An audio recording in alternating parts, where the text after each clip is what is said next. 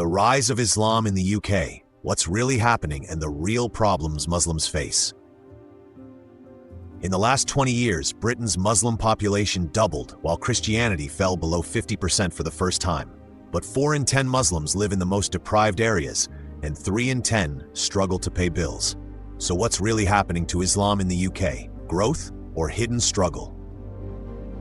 Britain is changing. According to the 2021 census, 3.9 million people in England and Wales identified as Muslim. That's 6.5% of the population, up from 4.9% in 2011. Across the whole UK, the Muslim population stands at around 1.9 million women and 1.96 million men in England and Wales alone. And this growth is not just from migration. Over 51% of British Muslims were born in the UK, and 75% identify as British. More than 90% speak English fluently or as their main language. So why is Islam growing? 2 reasons: youth and migration. British Muslims are young. The proportion under 16 is almost double that of the overall UK population. At the same time, new arrivals from conflict zones and climate-affected regions add to the numbers. The result? 10% of all UK children now identify as Muslim, compared to 36% raised Christian. For the first time in history, fewer than half of UK residents, 46.64%, call themselves Christian, while 37.64% claim no religion at all. But growth doesn't mean ease. The Muslim Council of Britain calls Muslims a kaleidoscope of communities, diverse, British, but facing persistent challenges. Let's look at the real problems based on data. Problem 1. Deprivation and poverty. British Muslims are disproportionately poor. 40% of Muslims in England live in the most deprived 5th of local authority districts. That's 482,000 more Muslims in these deprived areas than in 2011. A Muslim baby has almost 3 times the chance of being born into the poorest 10% of areas, and less than a quarter of the chance to be born in the richest 10%, compared to other newborns. A 2024 study by Muslim Census with Islamic Relief UK surveyed 4,800 British Muslims and found hidden hunger. 29.4% struggled to pay at least one household bill last year. 43% borrowed money to cover living costs. Shockingly, 1 in 12 Muslims missed meals due to money, including 6% of full-time workers. Among Black African Muslims, 1 in 5 went hungry. Yet 95% of those in financial trouble didn't ask for help, and only 2% requested zakat or emergency charity. Problem 2. Social mobility stalled. Education is rising.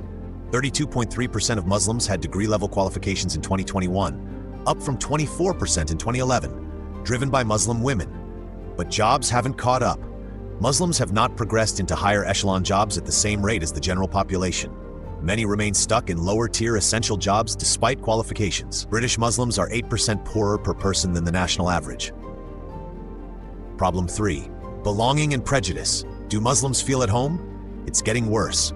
In 2024, only 51.9% of Muslims said they strongly feel they belong in the UK, down from 93% previously. The University of Birmingham found Muslims are Britain's second least liked group after Gypsy and Irish travelers. 25.9% hold negative views, only 20.5% positive. 71% of Britons think Islam has a more negative impact on society than other religions, and 18.1% support banning all Muslim migration. A 2025 Commission for Countering Extremism study found 38% of Britons feel they must hold back views on Islamic topics, the highest for any religion. 39% think Islam is protected too much, while only 18% say too little. This tension affects daily life and public debate. Problem 4. Representation versus reality. Media perception says Muslims are a huge share of the UK. Reality, 6.5%. Yet Muslims are visible because they're concentrated in urban centers. They're also spreading out from big conurbations since 2011. The community is ethnically diverse: South Asian, African, Arab, white, British, even Roma and traveler. It's not one story. So what's really happening? Islam in the UK is young, British-born, educated, and growing. But it's also poorer, hungrier, and feeling less welcome than a decade ago. The rise is numerical and demographic. The real problems are economic exclusion, stalled mobility, and a crisis of belonging. The Muslim Council of Britain says the need of the hour is a fair deal to overcome entrenched inequalities. With 32% of Muslims holding degrees but 40% in deprivation, Britain faces a question. Will this young British qualified population be included in the country's future or left on the margins? The data is clear.